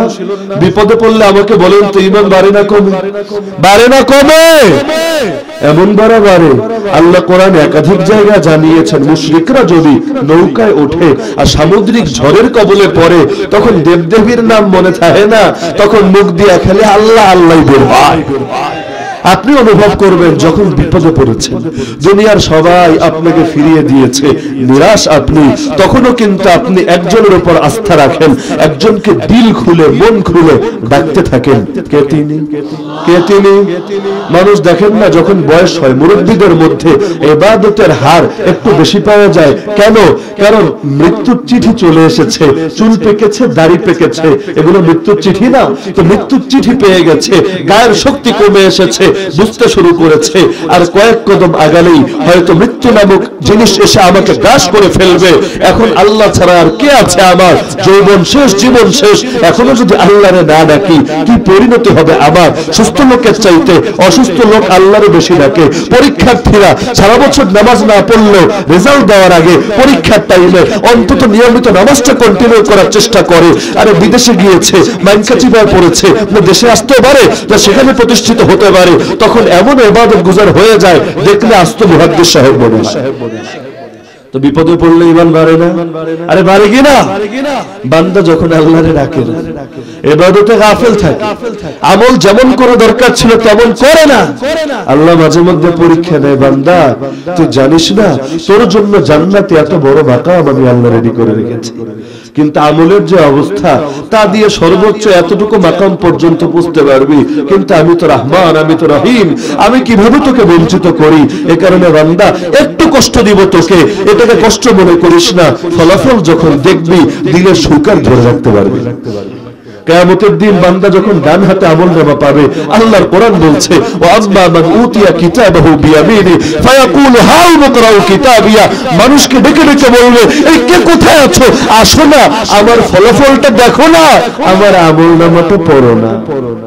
দুনিয়া ছোট বাচ্চার নতুন পোশাক পরলে সব রুমে গিয়ে একটা পোস্ট মেরে আসে না, আব্বু আব্বু কিছু বলে না, কিন্তু সে অপেক্ষায় কি রে খালি চেহারাটার দিকে মুখটার দিকে তাকায় রয়েছে, কে এত সুন্দর জামা পরলাম, কিছু কয় না, হয় না এরকম? যদি বলি মাশাআল্লাহ এত সুন্দর জামা পরেছো, দিলটা খুশ হয়ে যায়, হাসতে হাসতে আরেক রুমে যায়, আম্মু ও আম্মু এই কি হইছে তোর, এত কাগজ কিনলে গা, এখন চুপচাপ থাকে, সে অপেক্ষায়, বলে না, সব কথা তো যায় না বলা, কিছু কথা বুঝে নিতে হয়। এখন যদি বুঝে ও আচ্ছা নতুন পোশাক পরেছো, না না মাশাআল্লাহ অনেক সুন্দর হয়েছে, দিলটা খুশ হয়ে যায়, পরীক্ষার ফলাফল নিয়ে ছুটে আসে, একবার বন্ধুরে গিয়ে দেখায়, একবার অমুকরে গিয়ে দেখায়, ফলাফল নিজে দেখে ফেলেছে, দোস্তরে গিয়ে বলে দোস্ত এই রেজাল্টটা একটু সার্চ কর না, দেখ ফলাফলটা কি এসেছে, ও কিন্তু আগে জানে ফলাফল কি এসেছে, দোস্ত সার্চ করে দেখে আরে গোল্ডেন প্লাস পেয়ে গেছে, বলে তুই গোল্ডেন প্লাস পেয়েছিস, তাই নাকি, আসলেই, আয় আল্লাহ আমার তো বিশ্বাসই হচ্ছে না, পুরোটা কিন্তু অভিনয়, আসলে সব জানে। তো দুনিয়ায় ভালো ফলাফল পেলে দেখাতে মনে চায় না, আরে চাই কি না? দেখেন না সব দেশের সরকাররা খালি উন্নয়ন দেখায়, দুঃখগুলোকে দেখায়, কেউ দেখে নাকি? দুঃখের চিত্র আলাদা করে ফোকাস করা হয়, দুঃখগুলোকে চেপে যাওয়া হয়, খালি সুনাম, খালি উন্নতি আর উন্নয়ন গুলোকে দেখানো হয়। দেখানো হবে আমার যুগে এত লোক চাকরি পেয়েছে, এটা তো দেখাবে না আমার যুগে এতজন আল্লাহর ওলি, আল্লাহর প্রিয় বান্দারা চরম পর্যায়ে ভয়াবহ জাহিল নির্যাতনের শিকার হয়েছে। মুদ্রার এক পিঠ দেখানো হয়, আরেক পিঠ দেখানো হয় না। কিয়ামতের দিন আমলনামা তো ডান হাতওয়ালারাও পাবে, বাম হাতওয়ালারাও পাবে। ডান হাতওয়ালারা তো ডেকে ডেকে বলবে এবারে কই আছো, আমার আমলটা একটু পয়রা দেখ না, কিন্তু বাম হাতে যারা পাবে তারা বলবে ইয়া লাইতানি লাম উতা কিতাবিয়া। বাম হাতে আল্লাহ এভাবে আমলনামা দিবেন না, এই হাতটাকে বুক ফেরে বুকের ভেতর দিয়ে বের করে পিঠের পেছন থেকে বের করে সেখানে আল্লাহ আমলনামা দিবেন।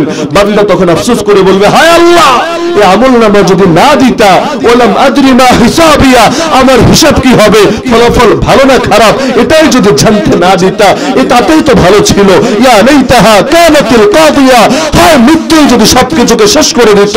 মা আগনা আন্নি মালিয়া, আমার তো মাল এত সম্পদ আমার কোনোই কাজে আসলো না। হালাকা আন্নি সুলতানিয়া, আমার রাজত্ব আমার ক্ষমতা সবই তো বরবাদ হয়ে গেল। হ্যাঁ কি হলো আমার, কোন পরিণতিতে এসে পৌঁছলাম। আল্লাহ তাআলা সেই কিয়ামতের ময়দানে মনে আছে তো অনেকের যে বলেছিলাম সকলেই সকলের দ্বারা উপকৃত হবে, তবে এটা ঈমানদারদের ক্ষেত্রে, তাকওয়াবানদের ক্ষেত্রে চিনবে না একজন আরেকজনকে, এটা অপরাধীদের ক্ষেত্রে, পাপী কাফের মুশরিক নাস্তিক মুরতাদদের ক্ষেত্রে। বলেছিলাম যে সন্তানের দ্বারাই বাপ মা উপকৃত হবে না, বাপ মায়ের দ্বারাও সন্তান উপকৃত হবে। দলিল সূরা তুরের আয়াত, আল্লাহ বলেন ওয়াল্লাযীনা আমানু ওয়াত্তাবাতুহুম যুররিয়্যাতুহুম বিঈমান, যারা নিজেরাও ঈমানদার হবে আর ফ্যামিলি তাদেরকে ফলো করে ঈমান আনবে, আলহাকনা বিহিম যুররিয়্যাতাহুম, আমি আল্লাহ জান্নাতে ওদের সঙ্গে ওদের ফ্যামিলিকে মিলায়ে দিব। ফ্যামিলি আমরা বানিয়েছি না আল্লাহ বানিয়েছে? আমার বাচ্চারা আমি এনেছি না আল্লাহ দিয়েছে? কিভাবে আমার বাচ্চা জন্মের আগে আমি বলতে পারতাম? আল্লাহ তাকে দিলেন, যারে মনে চায় ছেলে দিলেন, যারে মনে চায় মেয়ে দিলেন, যার ইচ্ছে দুটোই দিলেন, যার ইচ্ছে কিছুই দিলেন না। ওয়াজালু মান ইয়াশাউ আকিমা, তা আল্লাহ তাআলা তো দান করলেন, আমি তো চাই নাই, আল্লাহ অনুগ্রহ করে আমাকে দিয়েছেন। এখন দুনিয়াতেও দিয়েছেন, আখিরাতও যদি দূরে রাখেন দিলে তো কষ্ট থাকবে। আগুন কি ঠান্ডাকরা আগুনে পুড়ে মরবে, আর সে থাকবে জান্নাতে পরম সুখে। দিল কি এত প্রশান্ত হবে? আল্লাহ তাআলা বলেন পেরেশানির কোনো কারণ নাই, আমি তোদের সাথে তোদের সন্তানদের মিলায় দিব। তোরা আসিস জান্নাতুল ফেরদাউসে, তারা আছে নিচের জান্নাতে, ব্যাপার না, আমি তোদের বরকতে ওদেরকে এগিয়ে দিব। আমাদের আমল কত কম, তা যতটুকু আমল করি এগুলোর হালত কি, কোয়ালিটি কি, এটা তো প্রত্যেকে নিজে জানেন না? একে তো হায়াত কম, আয়ু কম, তার মধ্যে আবার ভেজাল বেশি, কোয়ালিটি হীনতা বেশি। এরপর আসলাম দুনিয়া সবার পরে, জান্নাতে যাব সবার পরে, তাই না? কি সবার পরে যাবেননি? সবার পরে যাবেননি? অন্য সকল নবীর উম্মতের আগে যাবেন না? কিসের কারণে? আমল অনেক বেশি করে ফেলেছেন। এ কারণে একমাত্র কারণ হলো আল্লাহর রহমত আর নবীজির বরকত। এই নবীর উম্মতকে আমরা নিজের ইচ্ছায় হয়েছে না আল্লাহ বানিয়েছে? এখন একজনের দ্বারা যদি আরেকজন উপকৃত না হয়, নবীর দ্বারা উপকৃত কেমনে হলাম? আমল করলেন নবী, ঈমান আনলেন নবী, রাতের বেলা ইবাদত করতে করতে পা ফুলিয়ে ফেললেন, দিনের বেলা এত রোজা রাখলেন, সওম ওয়াসাল পালন করলেন, সাহরি নাই, ইফতার নাই, দিনেও না খাওয়া, রাতেও না খাওয়া, মাসের পর মাস রোজা, এমন চলে যায় মাস পার হয়ে যায়, একটা বারের জন্য ঘরে চুলা জ্বলে না। আল্লাহর নবীর হালত এমন হয়, খালি পানি আর খেজুর দুটোকে বাস কাটিয়ে দেয়, আর আশপাশের ঘর থেকে দুই একদিন ছাগলের দুধ হাদিয়ে আসে, সেটা খেয়ে দিন পার করতে হয়। আল্লাহর নবীকে ক্ষুধার জ্বালায় পেটে পাথরও বাঁধতে হয়। জীবনে একটাবার এটা মাথায় এসেছে, পেটে পাথর বাঁধলে অনুভূতি কেমন হয় একটাবার দেখি। নবী তো একটা না দুইটা পাথর বেঁধেছিলেন। আমি তো জীবনে ক্ষুধার জ্বালায় গামছাও বাঁধি নাই, ভালো খাই খারাপ খাই, কিছু একটা খেয়ে থেকেছি, কিন্তু পেটে পাথর বাঁধার কি যন্ত্রণা একটা বারো কি অনুভব করেছি। তো দুনিয়া এই কোরবানিগুলো দিলেন নবী, এগিয়ে গেলাম আমরা। যালিকা ফাদলুল্লাহ ইউতিহি মান ইয়াশা, আল্লাহর অনুগ্রহ, আল্লাহ যারে চান তারে দান করে। তো সমস্ত কারণ আমি বলছিলাম, সেই প্রথম বাক্য মনে আছে কিনা, যে যার আমানত নাই তার কোনো দিনও নাই। সে যদি নিজেকে হাজারবার দিনদার দাবি করে, তার দাবির কোনো ভিত্তি নাই। আমানত অনেক কিছুই আমানত, সম্পদ আমানত হতে পারে। আমি রাখলাম আপনার কাছে, ঠিকঠাক ভাবে ফিরিয়ে দিলেন না আমার কাছে, এটাও একটা খেয়ানত। ভোটও তো আমানত। যারা জনগণ যখন কাউকে ভোট দেয়, কাউকে পাস করায়, সে দায়িত্ব কাঁধে তুলে নেয় সবার পক্ষ থেকে আমানত হিসাবে, না বাপের জমিদারি হিসাবে? বলেন না, আমানত হিসাবে না জমিদারি হিসাবে? জমিদার কেউ বানায় না, আমানতদার বানায়। তুমি আমার ভোটে নির্বাচিত হবা, আমার পক্ষে কাজ করবা। যদি আমানতটাও সে না রাখে, সে নিজেকে দিনদার কি বলে পরিচয় দেবে? ইসলাম ও আমানত, কোরআন ও আমানত, সুন্নাহ আমানত, রবের পক্ষ থেকে, নবীর পক্ষ থেকে। এই কারণে দেখেন না, জান কোরবান করে দেয়, কিন্তু আল্লাহর আয়াতকে হারিয়ে যেতে দেয় না। না লেখা আয়াতগুলো, না আয়াতের মর্ম এবং শিক্ষাগুলো। তারা খাতামুন নবিয়্যিন ওয়ালা আয়াতকেও মিথ্যা দেয় না, কাদিয়ানী নামক ফিতনাকেও দাঁড়াতে দেয়। আমানত যার যত বেশি হবে, তার দিন তত বেশি হবে। আমানত যার মধ্যে যত কম থাকবে, তার দিনও তত কম থাকবে। এক আমানত শব্দের মধ্যে পুরো ইসলামই ঢুকে গেছে। তাই কারণে আমাদেরকে আমানতদার হতে হবে না খেয়ানতকারী হতে হবে? দুনিয়ায় খেয়ানতকারীকে কেউ বিশ্বাস করে না। এমনকি যাদেরকে নিজের ভোটে নির্বাচন করে, সেই সরকারও যদি জনগণের সঙ্গে প্রতারণা করে, আমানতের খেয়ানত করে, মানুষ পরের বার তাদেরকে ভোট দিতে চায় না। তা আল্লাহ রাব্বুল আলামিন আপনার কাছে এত বিশাল এক আমানত দিলেন, যে আমানত আসমান নিতে চাইল না, জমিন নিতে চাইল না, পাহাড় নিতে চাইল না, আপনি তুলে নিলেন। নিজের থেকে অনেক আগ্রহ দেখালেন, ইন্নাহু কানা যালুমান জাহুলা। তো তুলে নিয়েছেন, ভালো কথা। যদি রাখতে পারেন, আল্লাহ আপনার সঙ্গে অন্যদের মতো আচরণ করবেন না, অনেক বড় পুরস্কার দিয়ে দিবেন। কিন্তু যদি দুই নম্বরই করেন, কেউ বাঁচতে পারবেন না। আল্লাহ নবী মক্কায় যখন ছিলেন, মদিনায় যান নাই, বায়াত নিবেন মদিনার আনসারী সাহাবীদের থেকে। বায়াত বুঝেন তো? আনুগত্যের ওয়াদা, অঙ্গীকার।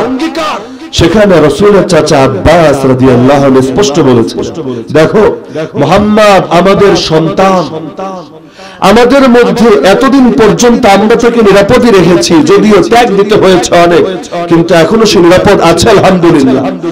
যদি তোমরা তাকে বাস্তবে নিরাপত্তা দিতে পারো, তাহলে নিয়ে যাও, না হলে এখনই ওজর পেশ করো। কারণ নেওয়ার পর যদি খেয়ানত করো, কেউ বাঁচতে পারবে না আযাব থেকে। এমনকি নবী পর্যন্ত বায়াতে এই বাক্য ব্যবহার করলেন, আলা আন তামনাউনি কামা তামনাউনা নিসাআকুম ওয়া আবনাআকুম। ওরে মদিনার সাহাবীরা, নিজেদের বউ বাচ্চারা যেভাবে নিরাপত্তা দাও, আমি নবীকে ঠিক সেভাবে নিরাপত্তা দিতে হবে। এক আনসারী সাহাবী নিজেও দাঁড়িয়ে সবাইকে বোঝালেন, ভালো মতো চিন্তা করো, মুহাম্মদকে নিয়ে যাওয়ার অর্থ কি জানো? আর অর্থ তো একটাই, যে গোটা আরবের তরবারিগুলো তোমাদেরকে এবার খেয়ে ফেলতে চাইবে। আলা আন তাউদ্দাকুমুস সুয়ুফ, গোটা কুরাইশের সঙ্গে তোমাদের শত্রুতা চিরস্থায়ী ভাবে লেগে যাবে। যদি তোমরা ঠেলা সামলাতে পারো তাহলে বায়াত দাও, না হলে এখনই ক্ষমা চেয়ে নাও, আল্লাহ ক্ষমা করবেন। কিন্তু নেওয়ার পর যদি প্রতারণা করো আল্লাহ ছাড়বেন। যেমনটা কুফাবাসী করেছে, ডেকে নিয়ে গিয়েছিল, পরের আচরণ কি হয়েছিল সকলে জানেন। তো এখন দুনিয়ার সব ক্ষেত্রে তো হালত এক হয় না।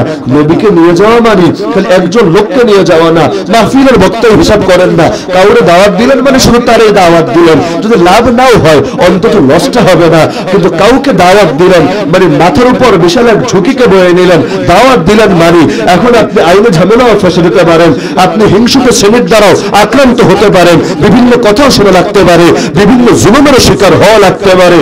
কিন্তু তারপরে যারা হককে ভালোবাসে তারা কিন্তু চিন্তা ফিকির করে এই ঝুঁকিটা কাঁধে না। যে আলেমরা কারাগারে পড়ে আছে, আপনি কি মনে করেন তারা কিছু বোঝে না যে কোন কাজ করলে কারাগারে যাওয়া লাগে না? এই বুঝ বুদ্ধি আল্লাহর মাথায় দেয় না, কেমন নাকি? আল্লাহ বুদ্ধি দেন নাই, তো সেই বুদ্ধিকে কাজে লাগিয়ে কাটাওয়ালা পথকে কেন বেছে নিলেন? কাটামুক্ত পথকে কেন ছেড়ে দিলেন? কারণ একটা, দুনিয়ায় চলবা কাটামুক্ত পথে, আখিরাতে কাটা চিরকাল লেগেই থাকবে। আর দুনিয়ায় কয়টা দিন চলবা কাটাওয়ালা পথে, চিরকালের জন্য কাটা তোমার থেকে সরিয়ে নেওয়া হবে।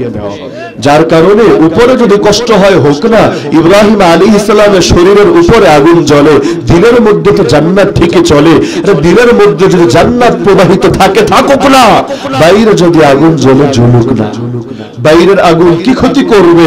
আরে বাইরের আগুন তো দিলের কোন শান্তিকে কেড়ে নিতে পারবে না। ইমাম ইবনে তাইমিয়া রাহিমাহুল্লাহ বলেছিলেন, তার সেই স্বর্ণালী উক্তি বলে আলোচনার এটি চলে দেব ইনশাআল্লাহ, বলেছিলেন বড় দামি কথা। যখন তিনি জেনে গেলেন চিৎকার করে বললেন, মা ইয়াসনাউ বি আদাই ইন্না জান্নাতি ওয়া বুস্তানি ফি সাদরি, আমার দুশমন আমার ক্ষতি করবেটা কি? আরে আমার জান্নাত তো আমার এই বুকের ভিতর। ওরা দেহকে পিঞ্জরে আবদ্ধ করতে পারবে, দিলের মধ্যে যে শান্তি সেটাকে কেড়ে নিয়ে যেতে পারবে। আপনি চিন্তা করেন না, জাতি থেকে আলাদা, পরিবার থেকে আলাদা, দরসগাহ থেকে আলাদা, ওয়াজ মাহফিল থেকে আলাদা, দাওয়াতি মিশন থেকে আলাদা, আল্লাহর থেকেও কি আলাদা? চারদিকে খাঁচা, চারদিকে দেয়াল, সামনেও কেউ নাই, পেছনেও কেউ নাই, ডানেও কেউ নাই, বামেও কেউ নাই। সে অন্ধকার রুমে একজন তো আছেন, যিনি ছিলেন গুহায়, যখন ছিলেন শুধু আবু বকর আর আল্লাহর রাসূল সাল্লাল্লাহু আলাইহি ওয়াসাল্লাম। সেই সময় দিলের যত গভীর থেকে আল্লাহর নাম উচ্চারিত হবে, সুখের দিলে কি আর সেটা কোনোদিন অনুভব হবে?